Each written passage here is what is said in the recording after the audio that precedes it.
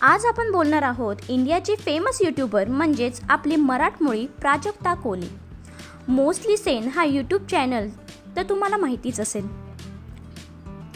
प्राजक्ताचा जन्म मुंबई महाराष्ट्रामध्ये एका मराठमोळ्या कोळी परिवारात झाला। ती लहानपणापासूनच नाटक, डान्स ॲक्टिव्हिटीजमध्ये भाग घ्यायची। जेव्हा ती 9 वर्षाची होती तेव्हा ती ॲज अ रेडिओ जॉकी म्हणून सगळ्यांना एंटरटेन करायची।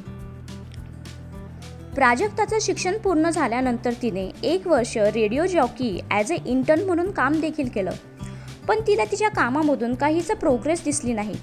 तिला कळून चुकलं होतं की आपलं फ्युचर यामध्ये नाही। प्राजक्ता आपल्या प्रत्येक इंटरव्ह्यूमध्ये ऋतिक रोशन आणि तिच्या पहिल्या भेटीचा किस्सा सांगत असते आणि तोच किस्सा तिच्या आयुष्याचा टर्निंग पॉइंट ठरला। तर तो किस्सा असा की ऋतिक रोशन त्यांच्या स्टुडिओमध्ये इंटरव्ह्यूसाठी आला असताना प्राजक्ताने त्याच्यासोबत जाऊन एक व्हिडिओ काढली आणि ती नेमकी सुदेश यांनी बघितली। सुदेश त्यावेळी झी सोबत काम करत होते आणि ऋतिकच्या टीमसोबत ते तिथे आले होते। त्यांनी प्राजक्ताची ती ऋतिक सोबतची व्हिडिओ बघितली आणि त्यांना तिच्यामधील यूट्यूबर दिसली। त्यांनी तिला लगेचच यूट्यूब कंटेंट रायटरची ऑफर देखील दिली, बट प्राजक्ताने त्यावेळी काही मनावरती घेतलं नाही।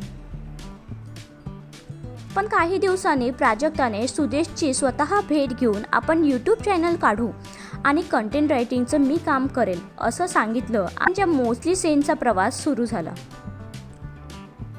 सुरुवातीच्या दिवसात त्यांच्या व्हिडिओ चांगल्या ग्रो झाल्या। 1 लाखाच्या पुढे सबस्क्रायबर सुद्धा त्यांच्या चॅनलवर होते, पण प्रत्येक व्हिडिओला 10 ते 15 हजारांवरती व्ह्यूज जातच नव्हते। हे काही प्राजक्ताच्या मनाला पटेना। त्यावेळेस प्राजक्ता तिच्या बहिणीसोबत सिंगापूरला होती। आता भारतात परतल्यानंतर आपण आपल्या टीमसोबत बोलू आणि मोस्टली सेन चॅनल हा बंद करू असं तिने ठरवलं। पण त्याआधी आला एक थर्सडे जो तिचा टर्निंग पॉइंट ठरला। तिच्याकडे एक जुना कंटेंट होता, तो तिने शूट करून अपलोड केला। तुम्हाला विश्वास नाही बसणार, पण त्या व्हिडिओजने मिलियन्समध्ये व्ह्यूज मिळवले आणि त्या व्हिडिओजला प्रेक्षकांनी आपली खूप पसंती दाखवली।